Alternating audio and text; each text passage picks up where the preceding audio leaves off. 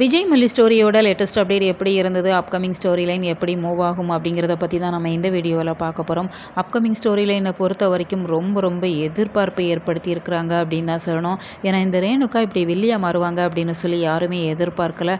அவங்கள பொறுத்த வரைக்கும் பணம், நகை அப்படிங்கிற மாதிரி தான் ஆசைப்பட்டாங்க. இப்போ விஜய் மீது ஆசைப்பட்டிருக்கிறாங்க.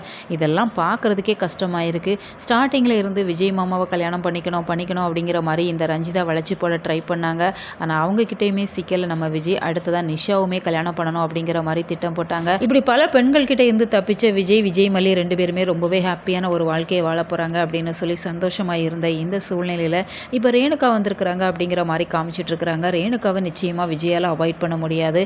ஏன்னா அவங்க முதல் மனைவி அப்படிங்கிற ஒரு அங்கீகாரத்தோடு வந்திருக்கிறாங்க. ஆனால் இவங்க டூப்ளிகேட் ரேணுகா அப்படிங்கிறத கண்டுபிடிச்சாங்க அப்படின்னு சொன்னால் நிச்சயமாக கழுத்து பிடிச்சி வெளியில் தள்ளிடுவாங்க. இப்போ ஒரிஜினல் அப்படிங்கிற மாதிரி நினைக்கிறாங்க. அதனால் எல்லாருமே தலையில் தூக்கி வச்சு அவங்கள கொண்டாடிட்டு இருக்கிறாங்க. விஜயுமே நம்மளோட உண்மையான மனைவி அப்படிங்கிற மாதிரி நினைக்கிறாங்க. அதனால் இப்போ கதிரேசனோட வீட்டில் போய் இருந்துட்டு இருக்கிறாங்க. ரேணுகாவுக்கு சேவகம் பண்ணிட்டு இருக்கிறாங்க. அவங்களுக்கு சாப்பாடு ஊட்டுறது, பால் கொடுக்குறது அப்படிங்கிற மாதிரி அவங்கள விழுந்து கவனிச்சிட்டு இருக்கிறாங்க. மல்லி அவங்க வருவாங்க அப்படிங்கிற மாதிரி அவங்களுக்கு பிடிச்ச சாப்பாடெல்லாம் சமைச்சு வச்சிருக்கிறாங்க. ஆனால் விஜய்க்கு மயக்க மருந்து கொடுத்து இந்த ரேணுகா தூங்க வச்சிடுறாங்க. காலையில் எந்திரிச்சு பார்க்கவுமே விஜய் பயங்கரமாக அப்செட் ஆகுறாங்க. நம்ம மல்லியை தேடி போகணும் அப்படிங்கிற மாதிரி காலையில் பைக் எடுத்துகிட்டு கிளம்புற சூழ்நிலையில் தான் இந்த ரேணுகா அவங்கள தனியாக விடக்கூடாது, நானும் வரேன் அப்படிங்கிற மாதிரி அடம் பிடிக்கிறாங்க.